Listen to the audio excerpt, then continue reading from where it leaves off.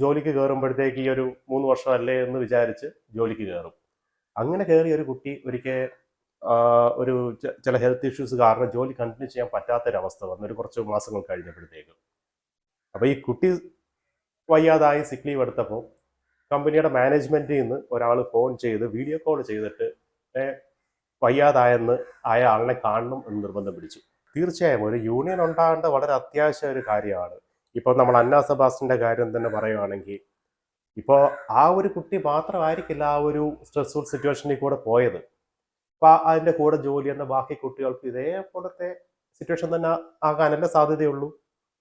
അപ്പോൾ ഒരു യൂണിയൻ ഉണ്ടെങ്കിൽ ഇപ്പം എംപ്ലോയീസിന് കംപ്ലയിൻറ്റ് ചെയ്യാനോ എംപ്ലോയീസിനുണ്ടാകുന്ന ബുദ്ധിമുട്ടുകളെ കുറിച്ചൊക്കെ സംസാരിച്ച് പരിഹാരം കണ്ടുപിടിക്കാൻ ഒരു യൂണിയൻ ഉണ്ടെങ്കിൽ അത് വളരെ നല്ലൊരു കാര്യമാണ്. 8 മണിക്കൂർ ജോലി, 8 മണിക്കൂർ വിശ്രമം, പിന്നെ ഒരു 8 മണിക്കൂർ നമുക്ക് ഫാമിലി ആയിട്ടൊക്കെ സ്പെൻഡ് ചെയ്യാനായിട്ട് ഉള്ള സമയമാണ്. പക്ഷേ പല സ്ഥലങ്ങളിലും 10, 12, 14 മണിക്കൂർക്ക് ജോലി ചെയ്യുമ്പോഴത്തേക്ക് അതൊരാളുടെ ആരോഗ്യത്തെ വളരെ മോശമായി ബാധിക്കും. ഇപ്പം അതിന് ഇപ്പം നമ്മുടെ ഇവിടെ നിയമങ്ങളുണ്ടെങ്കിൽ പോലും പലപ്പോഴും പലരും ഇത് കംപ്ലൈന്റ് ചെയ്യാനായിട്ട് തയ്യാറാകത്തില്ല. ജോലിയാണോ അങ്ങനെ ഈ പലതരത്തിലുള്ള ആരോഗ്യ പ്രശ്നങ്ങളും മാനസിക പ്രശ്നങ്ങളും ഉണ്ടാകുന്നത്? തുടർച്ചയായിട്ടുള്ള ജോലിയെക്കാളും അമിതമായിട്ടുള്ള ജോലിയായിരിക്കും. ഇപ്പോൾ പല കമ്പനികളും അമിത ലാഭം ഉണ്ടാക്കുന്നതിന് വേണ്ടി 2 പേരോ 3 പേരോ ചെയ്യേണ്ട ജോലി ഒരാളെ കൊണ്ട് ചെയ്യിപ്പിക്കാൻ നോക്കും. നമസ്കാരം. അന്ന സെബാസ്റ്റ്യൻ IT മേഖലയിലെ ഒരു ഇരയാക്കപ്പെട്ടു എന്ന് വേണമെങ്കിൽ, അല്ലെങ്കിൽ തൊഴിൽ ചൂഷണത്തിൽ ഇരയാക്കപ്പെട്ടു എന്ന് വേണമെങ്കിൽ നമുക്ക് പറയാം. ആ മേഖലയിലെ തൊഴിൽ ചൂഷണങ്ങൾ വിചാരിക്കുന്നതിനേക്കാൾ ആഴത്തിലുള്ളതാണെന്ന് ചില അനുഭവങ്ങൾ കേട്ടപ്പോൾ മനസ്സിലായി. എന്ന് കരുതിക്കൊണ്ട് സകലമാന പേരും അതേ അനുഭവത്തിലൂടെ കടന്നു പോകുന്നവരല്ല. പക്ഷേ ഈ മേഖലയിൽ ചില കമ്പനികൾ ഈ തൊഴിലാളികളെ ചൂഷണം ചെയ്യുന്നുണ്ട്, അല്ലെങ്കിൽ അവിടെ വരുന്ന എംപ്ലോയീസിനെ ചൂഷണം ചെയ്യുന്നുണ്ട്. കഴിഞ്ഞ 10-12 വർഷത്തോളം ബംഗളൂരുവിൽ പല IT സ്ഥാപനങ്ങളിൽ ജോലി ചെയ്ത അഭിലാഷ് എന്ന ഒരു IT പ്രൊഫഷണൽ ആ തൊഴിൽ കൾച്ചറിനെ കുറിച്ചുള്ള അനുഭവങ്ങൾ നിങ്ങളോട് സാക്ഷ്യപ്പെടുത്തും. എന്താണ് ഈ മേഖലയിൽ നടക്കുന്ന പ്രശ്നങ്ങളെന്നും ഒരുപക്ഷെ പുറമേ നിൽക്കുന്നവർക്ക് കാണാനോ മനസ്സിലാക്കാനോ കഴിയാത്ത പലതരം പ്രശ്നങ്ങൾ അതിനകത്ത് ഉണ്ടാകുന്നുണ്ട്. അതിനെക്കുറിച്ചൊക്കെ വളരെ കൃത്യമായിട്ട് അദ്ദേഹത്തിന്റെ 12 വർഷത്തെ അനുഭവത്തിലൂടെ കാര്യങ്ങൾ വിശദീകരിക്കുമ്പോൾ എത്രമാത്രം ഗുരുതരമാണ് ചില കാര്യങ്ങളെന്ന് നിങ്ങൾക്ക് ബോധ്യപ്പെടും. സ്വാഗതം.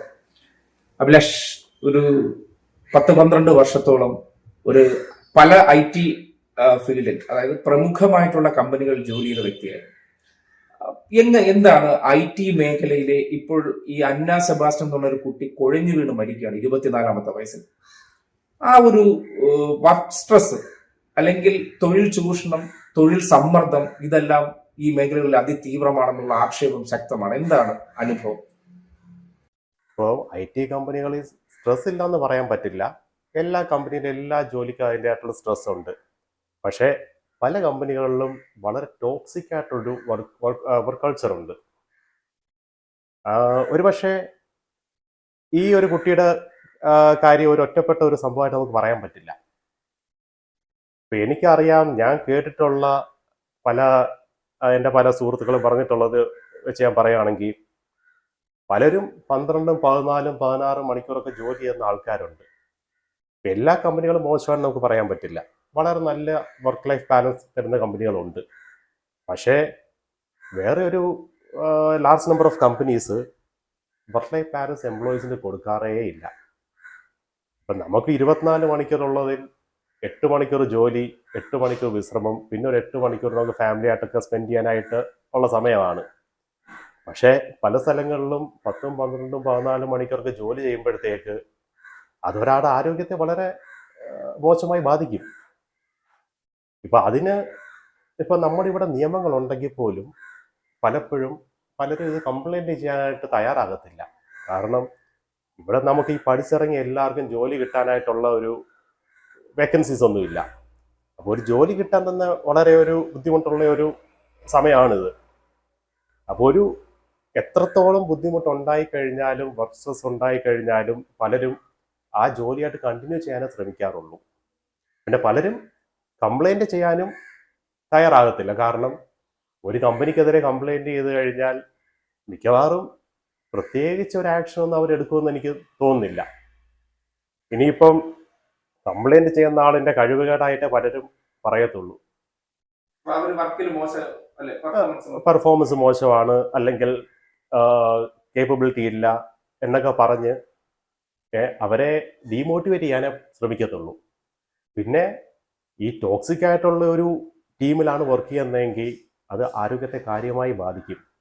ഇപ്പൊ തന്നെ നമ്മൾ നോക്കിക്കഴിഞ്ഞാൽ ഒരുപാട് കുട്ടികൾ വിദേശത്തോട്ട് പോകുന്നു, UK കാനഡയിലോട്ടും പല വികസിത രാജ്യത്തും പോയി അവർക്ക് അവിടെ സെറ്റിൽ ചെയ്യാനാണ് താല്പര്യം. ഇതിന്റെ പ്രധാനമായ ഒരു കാരണം വർക്ക് ലൈഫ് ബാലൻസ് ആണ്.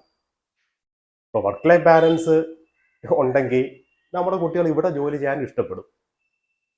ഇപ്പം പല വിദേശ രാജ്യങ്ങളിലും ഓഫീസ് ടൈം കഴിഞ്ഞാൽ എംപ്ലോയിയെ വിളിക്കാനോ ഇമെയിൽ അയക്കാനോ പാടില്ലെന്ന് വരെ നിയമമുണ്ട്.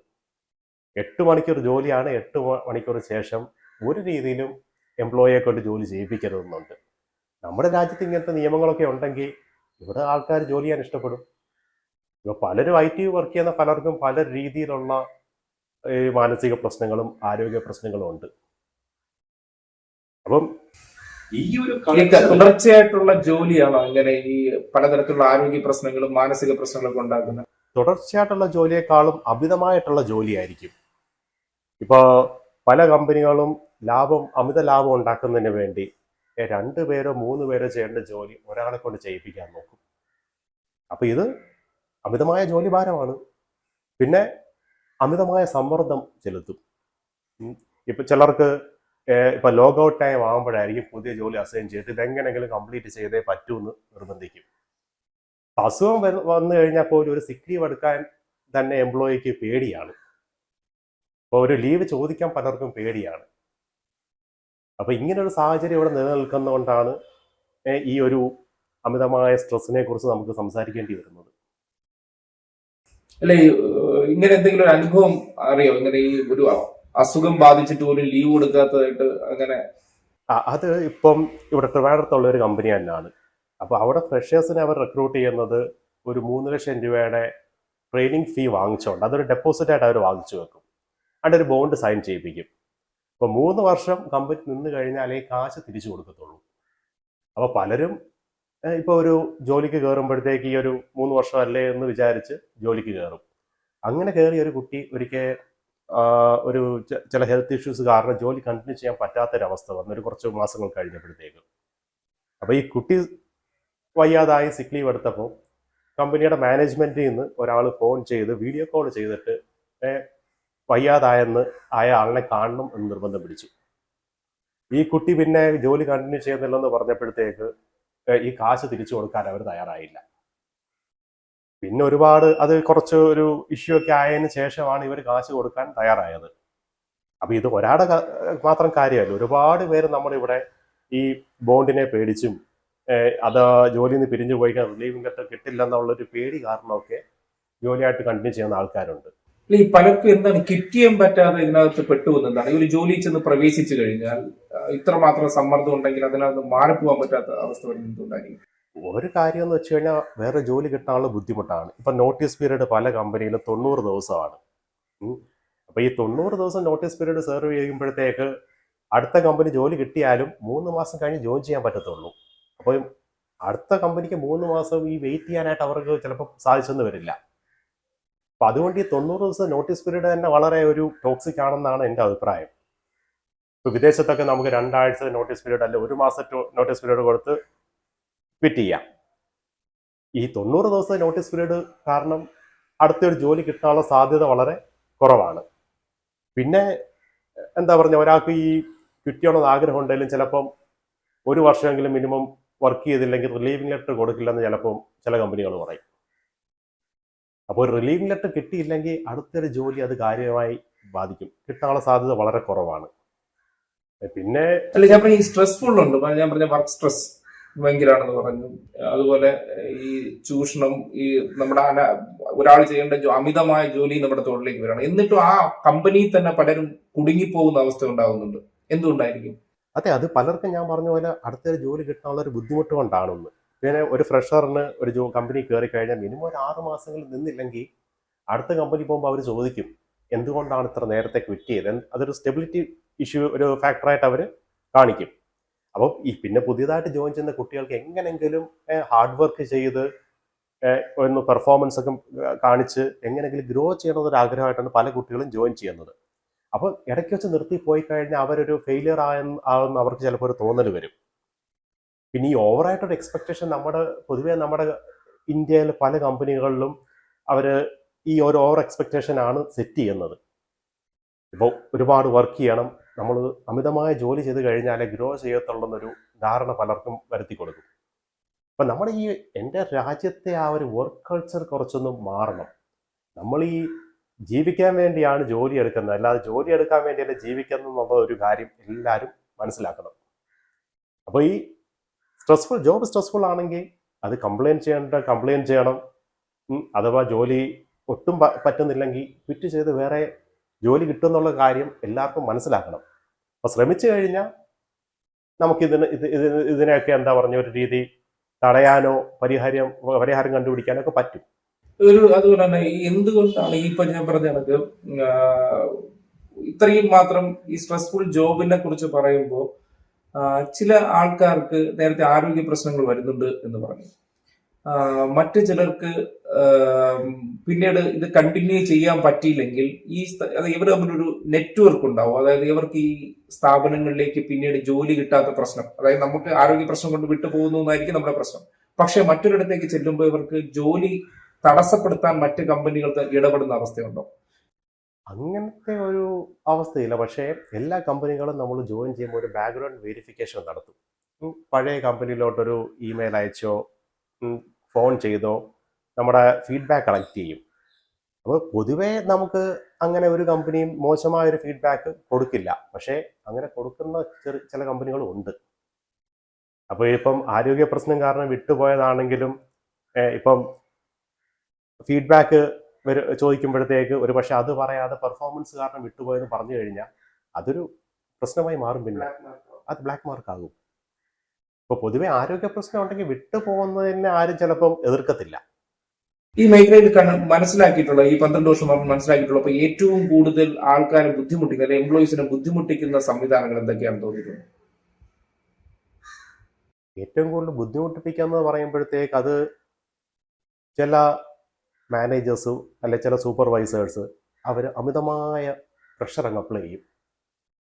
ഈ ജോലി തീർത്തേ പറ്റൂ.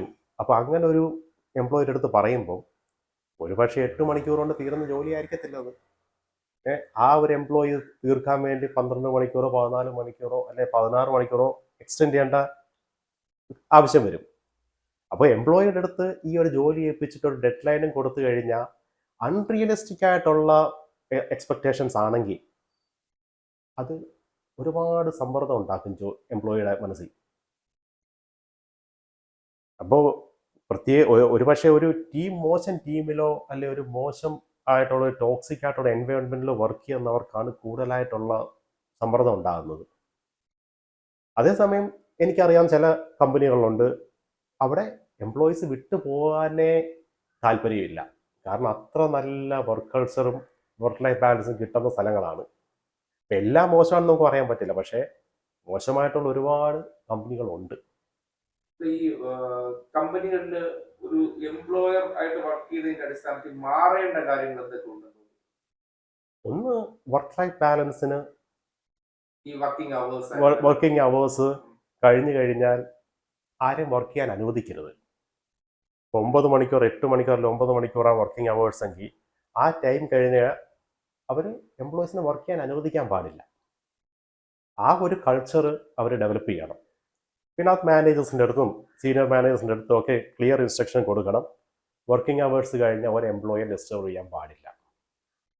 പിന്നെ ഈ വർക്ക് ലോഡ് റിയലിസ്റ്റിക് ആയിട്ടുള്ള ഒരു വർക്ക് ലോഡ് ആയിരിക്കണം. ഇപ്പോൾ ഒരു എംപ്ലോയിക്ക് ഒരാഴ്ച കൊണ്ട് തീർക്കാൻ പറ്റുന്ന ജോലിയാണെങ്കിൽ അത് 2 ദിവസം കൊണ്ട് തീർക്കാനായിട്ട് പറയുകയാണെങ്കിൽ അത് ശരിയല്ല. ഈ നമ്മുടെ നാട്ടിൽ എല്ലായിടത്തും യൂണിയൻസ് ഉണ്ട്. യൂണിയൻസ് മീൻസ് എംപ്ലോയീസിന്റെ പ്രശ്നങ്ങൾ, അവരുടെ നേരിടുന്ന ചൂഷണങ്ങൾ, ഇതിനെ എല്ലാത്തിനെയും ചോദ്യം ചെയ്യാനും സംഘടിതമായിട്ടൊക്കെ ശ്രമിക്കാറുണ്ട്. പക്ഷെ എന്തുകൊണ്ട് IT മേഖലയിൽ ഇത് നടക്കുന്നില്ല? ഇപ്പോൾ സർക്കാർ മേഖലകളിലോ എല്ലാം നോക്കിയ ട്രേഡ് യൂണിയൻസ് എന്ന് പറയും. ഇപ്പോൾ ഓരോ സംഘടനകൾ ഉണ്ട്.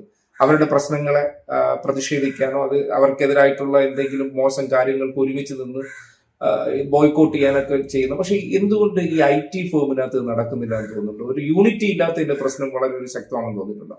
യൂണിറ്റി ഇല്ല എന്നുള്ള സത്യമാണ്. നമുക്ക് IT യൂണിയൻ ഇല്ല എന്ന് പറയാൻ പറ്റില്ല. IT സംഘടനകളുണ്ട്. പക്ഷേ നമ്മൾ ബാക്കി ട്രേഡ് യൂണിയൻസ് പോലെ അത്ര ശക്തമല്ല. ബാക്കി ഇൻഡസ്ട്രിയിലൊക്കെ നമുക്കറിയാം ട്രേഡ് യൂണിയൻ അവർ പല ആവശ്യങ്ങളും നേടിയെടുക്കാൻ കഴിയുന്നുണ്ട്. പക്ഷേ IT ഇൻഡസ്ട്രിയിലുള്ള ട്രേഡ് യൂണിയൻസിൽ അത്ര ഒരു എന്താ പറയുന്നത് ഒരു പ്രാധാന്യം അവർക്ക് കിട്ടുന്നുമില്ല. മാത്രമല്ല ഈ എംപ്ലോയീസിനെ ഈ പോയി പ്രവർത്തിക്കാനായിട്ടൊരു അവസരവും കിട്ടുന്നില്ല. അപ്പം അങ്ങനെ ഒരു യൂണിയൻ ഇല്ലാത്തത് കൊണ്ടും പല ഇതേപോലത്തെ മോശം കാര്യങ്ങൾ തടയാനായിട്ട് ആർക്കും സാധിക്കുന്നില്ല. അല്ല, അത്തരം ആവശ്യമുണ്ടോ ഒരു ഇങ്ങനെയൊക്കെ ഇതിനകത്തും ഈ അവരവരുടെ അവകാശങ്ങൾക്ക് വേണ്ടിയാണല്ലോ ഞാൻ പറഞ്ഞ യൂണിയൻസ് എന്ന് പറയുന്നത് അവരവരുടെ അവകാശങ്ങൾക്ക് വേണ്ടിയാണ്. അപ്പൊ ഈ മേഖലകളിലേക്ക് നമ്മുടെ ബാക്കി സമൂഹത്തിന്റെ ഉണ്ട് ഈ IT പ്രൊഫഷണൽ മേഖലകളിലേക്ക് ആണ് ഇത്തരം കാര്യങ്ങൾ വേണ്ട, പുതിയ പ്രൊഫഷണൽ ജോലികളാണ് എന്നുള്ളൊരു ഇതും. പക്ഷെ അത് ഒറ്റ കാരണം കൊണ്ട് അസംഘടിതരായി നിൽക്കുകയാണ്, സംഘടിതരായി. അതുകൊണ്ടാണ് ഒരാളെ ഇതിന്റെ ഇടയിൽ നിന്നെടുത്ത് അവരവരുടെ ജോലി എന്നുള്ള ഒരു രീതിയിലേക്ക് ചുരുങ്ങുക. ഒരാൾക്കൊരു പ്രശ്നം വന്നാൽ മറ്റൊരാൾ ശബ്ദിക്കാനില്ലാത്ത രീതിയിലുള്ള ഒരവസ്ഥ. ഒരു എംപ്ലോയി മാത്രം ചിലപ്പോ ഇതുപോലെ ബലിയാടാക്കപ്പെടുന്നുണ്ട്. ജൂലൈ 24 മരിച്ചതാണ് ഈ ആൻ സെബാസ്റ്റ്യൻ. ഒരു എംപ്ലോയി പോലും അവിടെ നിന്ന് വന്ന് ആ കുട്ടിയുടെ വീട്ടിൽ വന്നിട്ടില്ല എന്നും പറയപ്പെടുന്നുണ്ട്. അപ്പോ പോയവൻ പോയി, വീണവൻ വീണു. അങ്ങനെ ഒരു വർക്ക് കൾച്ചറിനകത്ത് ഇങ്ങനെ ഒരു യൂണിയൻ സംവിധാനങ്ങളൊക്കെ വരണമെന്ന് കരുതുന്നുണ്ടോ? തീർച്ചയായും ഒരു യൂണിയൻ ഉണ്ടാകേണ്ട വളരെ അത്യാവശ്യ ഒരു കാര്യമാണ്. ഇപ്പോൾ നമ്മൾ അന്ന സെബാസ്റ്റ്യന്റെ കാര്യം തന്നെ പറയുകയാണെങ്കിൽ ഇപ്പോൾ ആ ഒരു കുട്ടി മാത്രമായിരിക്കില്ല ആ ഒരു സ്ട്രെസ്ഫുൾ സിറ്റുവേഷനിൽ കൂടെ പോയത്. അപ്പോൾ അതിൻ്റെ കൂടെ ജോലി ചെയ്യുന്ന ബാക്കി കുട്ടികൾക്ക് ഇതേപോലത്തെ സിറ്റുവേഷൻ തന്നെ ആകാനല്ലേ സാധ്യതയുള്ളൂ. അപ്പോൾ ഒരു യൂണിയൻ ഉണ്ടെങ്കിൽ ഇപ്പം എംപ്ലോയീസിന് കംപ്ലയിൻറ്റ് ചെയ്യാനോ എംപ്ലോയീസിനുണ്ടാകുന്ന ബുദ്ധിമുട്ടുകളെ കുറിച്ചൊക്കെ സംസാരിച്ച് പരിഹാരം കണ്ടുപിടിക്കാൻ ഒരു യൂണിയൻ ഉണ്ടെങ്കിൽ അത് വളരെ നല്ലൊരു കാര്യമാണ്. അപ്പം അങ്ങനെ പലരും ശ്രമിക്കുന്നുണ്ടെങ്കിലും ഇന്ത്യയിൽ മൊത്തമുള്ള IT-ക്കാരെ എല്ലാം ഒരുമിച്ച് ഒരു യൂണിയന്റെ കീഴിൽ കൊണ്ടുവരാൻ ഇതുവരെ സാധിച്ചിട്ടില്ല. അതും ഈ ഒരു മേഖലയിലേക്ക് അസംഘടിതരായിട്ട്, അതായത് ഓരോരുത്തർ ചില ബലിയാടാക്കപ്പെടുന്ന ഒരു അവസ്ഥ ഉണ്ട്. അതായത് 4 മാസം ആയുള്ളൂ എന്നാണ് ഈ കമ്പനിയുടെ ഓണർ പറഞ്ഞിരിക്കുന്നത്. 4 മാസേ ആയിട്ടുള്ളൂ എന്നാണ് പറയുന്നത്. ആ കുട്ടിക്ക് ഈ 4 മാസത്തിനിടെ ഇത്രയും വലിയ സ്ട്രെസ്ഫുൾ ജോബ് കിട്ടി, അത് കുഴഞ്ഞു വീണ് മരിക്കുകയാണ്, ഹാർട്ട് അറ്റാക്ക് വന്ന് മരിക്കുകയാണ്. അപ്പോൾ അതിന്റെ ഈ ഒരു കമ്പനിയുടെ ഓണറുടെ മറുപടി പോലും അങ്ങനെ 4 മാസേ ആയുള്ളൂ. അപ്പൊ അത്ര മാത്രമേ ഉള്ളൂ ഒരു എംപ്ലോയിയെ സംബന്ധിക്കുന്നിടത്തോളം IT പ്രൊഫഷൻസിലെ മാനേജ്മെന്റ് അവരെ കാണുന്നുള്ളൂ എന്ന് പറയുന്നത്. അത്ര പരിഗണനയേ ഉള്ളൂ അവർക്ക്. ഒരു എംപ്ലോയി ഇപ്പോൾ പോയി കഴിഞ്ഞാലും വേറൊരു എംപ്ലോയി അവർക്ക് കിട്ടാനായിട്ട് അധികം സമയമൊന്നും വേണ്ട. പിന്നെ ഇമ്പോർട്ടൻസ് കൊടുക്കുന്നില്ല. അത് ശരിയാണ്. നമുക്കിപ്പോൾ ഇവിടെ പല കമ്പനികളിലും എംപ്ലോയീസിന് അധികം ഒരു പ്രാധാന്യം കിട്ടാറില്ല. എന്ന് വെച്ച് കഴിഞ്ഞാൽ ഇപ്പോൾ ഒരാൾ വിട്ടിട്ട് പോയി കഴിഞ്ഞാൽ ദിവസങ്ങൾക്കുള്ളിൽ അടുത്ത ഒരു ആളിനെ കിട്ടാൻ ഒരു പാടുമില്ല. ഞാൻ പറഞ്ഞില്ല, ഇവിടെ ജോലി കിട്ടാൻ വളരെ പാടാണ്. പക്ഷെ ഒരു എംപ്ലോയറിനെ സംബന്ധിച്ചിടത്തോളം, ഒരു കമ്പനിയെ സംബന്ധിച്ചിടത്തോളം ഒരാളിനെ കിട്ടാൻ അത്ര പാടില്ല. ഒരുപാട് പേര് ക്യൂ നിൽക്കുന്നുണ്ട്. അപ്പോൾ ഇതുകൊണ്ട് തന്നെ ആ ഒരു എംപ്ലോയിക്കോ അവരുടെ വർക്കിനോ ഒന്നും അധികം ഒരു എന്താ പറയുക പ്രയോറിറ്റി അല്ലെങ്കിൽ ഒരു ഇമ്പോർട്ടൻസ് കിട്ടാറില്ല. ഇപ്പോൾ ഒരാൾ കംപ്ലൈൻറ്റ് ചെയ്ത് കഴിഞ്ഞാൽ ആ കംപ്ലൈൻറ്റ് ചെയ്ത എംപ്ലോയിയെ പുറത്താക്കിയിട്ട് വേറെ ഒരാളിനെ എടുക്കാനായിട്ട് അധികം സമയമൊന്നും വേണ്ട. പിന്നെ പലരും ജോബ് സെക്യൂരിറ്റി എന്ന് പറഞ്ഞ സംഭവമേ ഇതിനകത്ത് ഇല്ലതാണ്. ഈ ഒരു കാലഘട്ടത്തിൽ ജോബ് സെക്യൂരിറ്റി സർക്കാർ ജോലി ഒഴിച്ച് വേറെ ഒരു ഫീൽഡിലും ജോബ് സെക്യൂരിറ്റി ഇല്ല. ഇപ്പൊ തന്നെ നമ്മൾ എത്ര വലിയ കമ്പനികൾ ലേ ഓഫ് നടത്തുന്നതിനെ കുറിച്ച് കേൾക്കുന്നുണ്ട്. അപ്പോൾ ഒരു കമ്പനി ലാഭത്തിലെല്ലാം തോന്നി അല്ലെങ്കിൽ അവർക്ക് ലാഭം വർദ്ധിക്കാൻ തോന്നിക്കഴിഞ്ഞാൽ ലേ ഓഫ് നടത്താനായിട്ട് അവർക്ക് ഒരു ബുദ്ധിമുട്ടും ഇല്ല. ജോബ് സെക്യൂരിറ്റി ഉള്ള ഒരു ഫീൽഡല്ല IT ഇൻഡസ്ട്രി. മൾട്ടിനാഷണൽ പോലും എംപ്ലോയി ഫ്രണ്ട്ലി എന്ന് അറിയുമ്പോഴത്തേക്ക് ഈ മേഖലയിലേക്ക് ആൾക്കാർ വരാൻ വീണ്ടും ഒന്ന് അറയ്ക്കുന്ന ഒരു അവസ്ഥയുണ്ടായി. ഇപ്പൊ ഇങ്ങനത്തെ ഒരു ഇൻസിഡന്റ് ഒക്കെ ഉണ്ടാകുമ്പോൾ കുടുംബത്തിൽ നിന്നൊക്കെ IT പ്രൊഫഷനിലേക്ക് പറഞ്ഞു വിടുക എന്ന് പറയുമ്പോൾ ഒരു അമ്മയ്ക്ക് തന്നെ മകൾ നഷ്ടപ്പെട്ടതിന് ശേഷം എഴുതേണ്ടി വരികയാണ്. ബാക്കിയുള്ളവർക്ക് ഇനി എന്ത് ചെയ്യരുതെന്ന്. അല്ല, നമ്മളിത് കുട്ടികളെ ട്രെയിൻ ചെയ്യണം, വീട്ടുകാരെ പറഞ്ഞു കൊടുക്കണം. ഇപ്പം ഒരു വർക്കിംഗ് അവേഴ്സ് കഴിഞ്ഞ് വർക്ക് ചെയ്യാൻ നിർബന്ധിക്കുകയാണെങ്കിൽ അതിനെതിരെ പ്രതികരിക്കാൻ നമ്മൾ അവരെ പഠിപ്പിക്കണം. എൻ്റെ ഷിഫ്റ്റ് കഴിഞ്ഞാൽ എനിക്കിന്ന് ഇതിൽ കൂടുതൽ ജോലി ചെയ്യാൻ പറ്റില്ല എന്നവർക്ക് പറയാൻ ഉള്ള ആ ഒരു തൻ്റെ ഇടം ഉണ്ടാക്കി കൊടുക്കണം. അതല്ലാതെ ഇപ്പം നമ്മൾ ഏത് മേഖലയിൽ ചെന്ന് കഴിഞ്ഞാലും സ്ട്രെസ് ഉണ്ട്. അപ്പം സ്ട്രെസ് ഇല്ലാത്ത പണി ഇല്ല.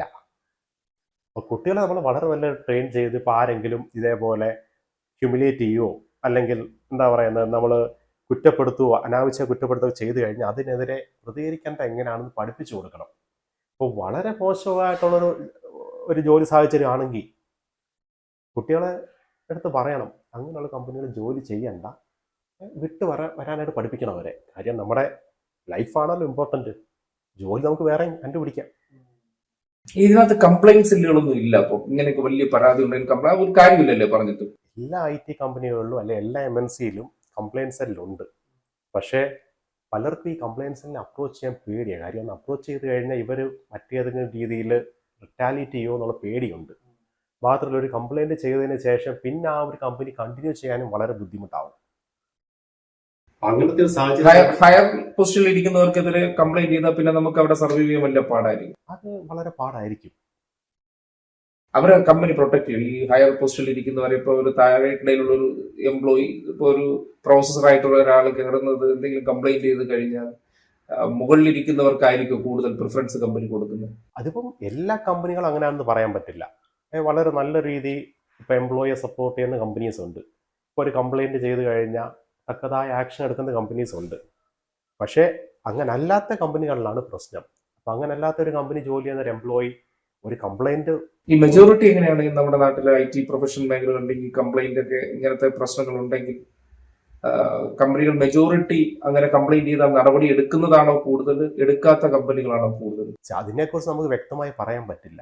കാര്യം ഓരോ കമ്പനിയിൽ എന്താ നടക്കുന്നതെന്ന് ഇപ്പം പലരും പറഞ്ഞ് മാത്രം നമ്മൾ കേട്ടിട്ടുള്ളൂ. ഇപ്പം കമ്പനിയുടെ ഇന്റേണൽ പോളിസിയെക്കുറിച്ച് നമുക്ക് ആർക്കും പറയാൻ പറ്റില്ല. അപ്പോൾ ചില കമ്പനികളൊക്കെ വളരെ നല്ല രീതിയിൽ കംപ്ലയിൻറ്റ് ഹാൻഡിൽ ചെയ്യുന്നവരുണ്ട്. പക്ഷേ ഇതേപോലെ കംപ്ലയിൻറ്റ് ചെയ്തിട്ട് ഒരു കാര്യമില്ലാത്ത കമ്പനികളും ഉണ്ട്. ഇപ്പം IT ഫീൽഡ് അല്ലെ MNC കമ്പനികൾ എത്രമാത്രം പ്രശ്നങ്ങൾ ഉണ്ടെങ്കിൽ പോലും എത്ര പേര് ഇതിനെക്കുറിച്ച് തുറന്ന് സംസാരിക്കാറുണ്ട്. ഇപ്പോൾ ഒരു ഇൻസിഡൻറ്റ് ഉണ്ടായതുകൊണ്ട് കുറച്ച് പേരൊക്കെ സംസാരിച്ചു. പക്ഷേ ഇതൊരൊറ്റപ്പെട്ട ഇൻസിഡൻറ്റ് ആകാൻ സാധ്യതയില്ലല്ലോ. വേറെയും ചർച്ച ചെയ്യപ്പെടാതെ പോയ ഇതുപോലുള്ള മരണങ്ങൾ ഒട്ടനവധി കാണും. മരണങ്ങൾ കാണും, ആരോഗ്യ പ്രശ്നങ്ങൾ കാണും. ഇത് പുറം ലോകം അറിയില്ല.